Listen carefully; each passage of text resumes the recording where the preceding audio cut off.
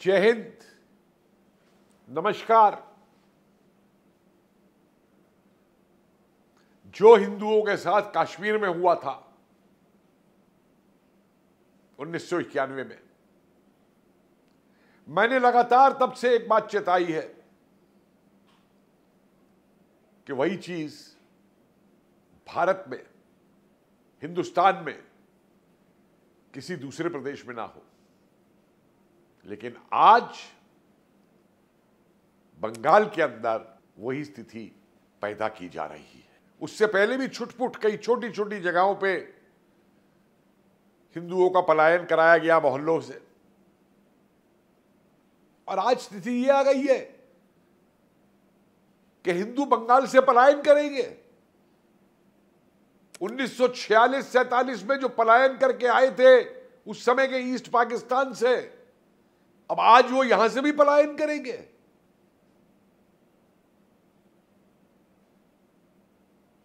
क्या हो रहा है? आजाद भारत के अंदर इससे शर्मनाक घटना कोई नहीं हो सकती कि एक हिंदू को अपनी सुरक्षा के लिए यह कहना पड़े कि हम अपना घर छोड़ के चले जाएंगे, हम पलायन कर जाएंगे। ये मसला केवल एक प्रदेश का नहीं है, ये मसला ममता तेरी सरकार का नहीं है, ये मसला देश की सुरक्षा का है, ये मसला हिंदुओं की सुरक्षा का है, ये मसला देश का है। आज क्या फिर हिंदुओं को वो सलाह दी जाएगी जो गांधी ने दी थी ना ओखली के अंदर कि हिंदू औरतों का अगर बलात्कार होता है तो अपने दांत भींच ले? साथियों, मैं तो कहूंगा कि दांत ना भींचे, ना होने दें, काली का रूप ले ले हिंदू औरतें। कि अगर उनकी तरफ कोई आंख उठा के देखता है, मैं ये नहीं कह रहा कि जाके आक्रमण करो, लेकिन अगर कोई उनकी तरफ आंख उठा के देखता है तो काली मां का रौद्र रूप, वो रौद्र रूप हर हिंदू महिला को शक्ति प्रदान करे और हर हिंदू महिला में वो शक्ति हो कि वो अपना बचाव कर सके। पलायन, मैं तो हैरान हूं कि क्यों नहीं जितने हिंदू संगठन हैं ये अपने लोगों का मार्च कराते बंगाल की तरफ। मैं ये नहीं कह रहा हूं कि वहां पे जाके किसी पे हमला करें या आक्रमण करें, लेकिन अगर 1 करोड़ हिंदू भी बंगाल पहुंच जाएं तो ना केवल वहां के हिंदू सशक्त महसूस करेंगे बल्कि इन कट्टरपंथियों की आंखें खुल जाएंगी।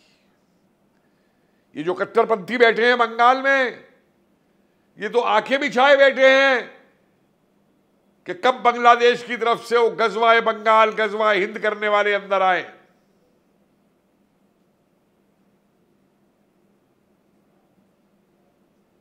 इसलिए इस मसले को केवल अब सरकारों पे नहीं छोड़ा जा सकता, खुद आम जनता को अपनी संरक्षण के लिए, अपनी सुरक्षा के लिए अपने कदम उठाने होंगे। ये तमाशा बन गया है। पिछले 10 साल से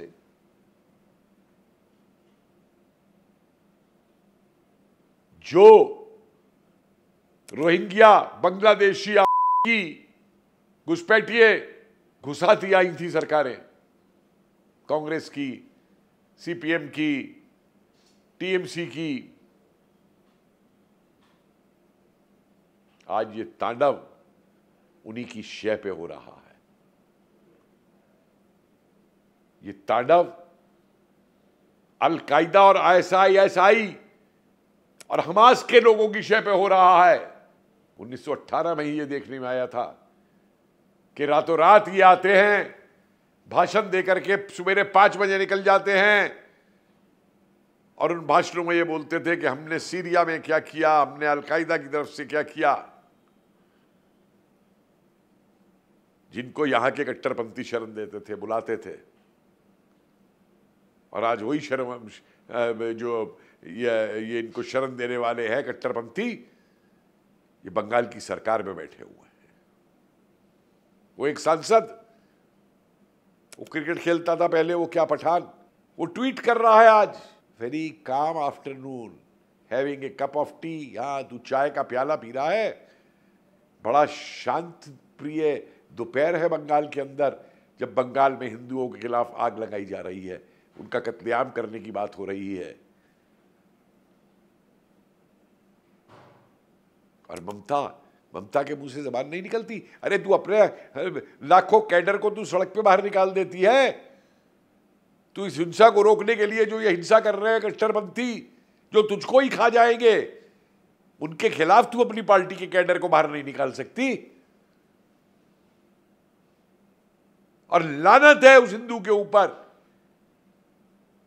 जो इसकी पार्टी में रह करके ये सब देख रहा है। क्या ये डायरेक्ट एक्शन डे 16 अगस्त 1946 से कम है जो ये हो रहा है बंगाल के अंदर? बंगश बनाने की पूरी बात हो रही है, जो बात रहमत अली ने की थी 1946 में। हम सह लेंगे उसे। मेरा निवेदन है सारे हिंदू संगठनों से कि अपने लोगों को लेकर के पहुंचे बंगाल, ना कि बंगाल के हिंदुओं को वहां से पलायन करने दें। और बंगाली क्या, जिस जगह पे भी अगर कोई ऐसे धमकाता है और हिंदुओं को पलायन करने को मजबूर करता है, उस हर जगह पे उसकी सुरक्षा के लिए आज हिंदू संगठन को खड़ा होना चाहिए। नहीं तो वही कहानी हो जाएगी जो इन करंताओं के आने पे होती थी कि अपने अपने घर में बैठे रहो और वो एक एक राज को करके जो मर्जी करते चले जाए, लूटते चले जाए, मंदिरों की मूर्तियां तोड़ते जाए, मंदिर तोड़ते जाए, तलवार से धर्म परिवर्तन कराते जाए। क्या उस स्थिति को फिर देखना है? आंसू आ जाते हैं कि जो इतिहास हम पढ़ाते थे कि ये इतिहास है, आज 1946 को दोबारा भारत के अंदर होते हुए जब देखना पड़ता है, सुनना पड़ता है, कितने सबूत आए, कितने वीडियो आए, किसी को हिंदू महिलाओं की चित्कारें नहीं सुनाई दी जब उनके बलात्कार किए गए, जब उनके बच्चों के कत्ल किए गए, जब उनका कत्ल किया गया। ये ममता, ये कैसी नारी है जो बनी हुई हिंसा की पुजारी है, सत्ता की खातिर। आज अपनी रक्षा के लिए हिंदू को उठना होगा, बताना होगा इन कट्टरपंथियों को कि ये सब नहीं चलेगा। अरे कहां है वो सेकुलर कहने वाले अपने आप को, वो लुटियन, ये साम्यवादी, ये कांग्रेसी,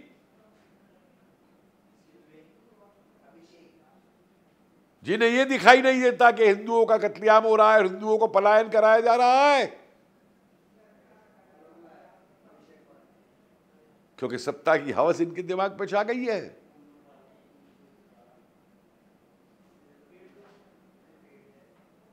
साथियों, जागो। हिंदू महासभा, विश्व हिंदू परिषद, राष्ट्रीय सेवक संघ, बहुत कैडर है आप लोगों के पास भाई। ये किस लिए है? अगर ये हिंदुओं का पलायन भी नहीं रोक सकते,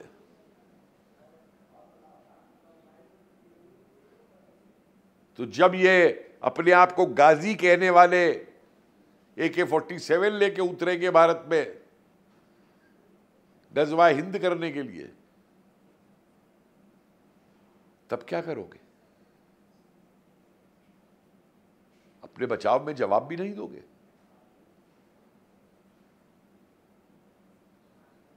एक बात समझ लीजिए, सर्वधर्म संभाव ये बना था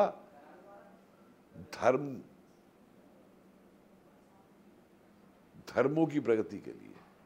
और धर्म क्या थे? धर्म वो पंथ नहीं थे, वो प्राचीन काल के राज धर्म, पिता धर्म, पुत्र धर्म, प्रजा धर्म, स्त्री धर्म, वो उन धर्मों की बात है कि सर्वधर्म संभाव, सर्व पंथ संभावे की बात नहीं है।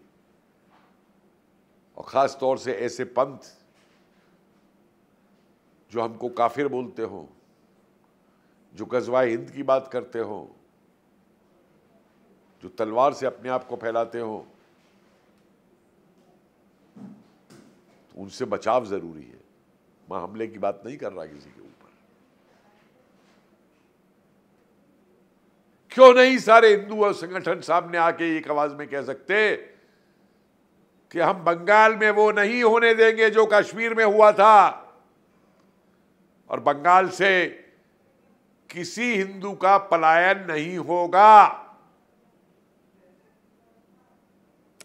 सुन रही हो ममता और सुन रहे हैं अमित शाह, ये तो तुम्हारा कर्तव्य बनता है गृह मंत्री होने के नाते कि देश के किसी भी कोने से हम किसी भी अत्याचार नहीं होने देंगे, किसी हिंदू का पलायन नहीं होने देंगे। जय हिंद।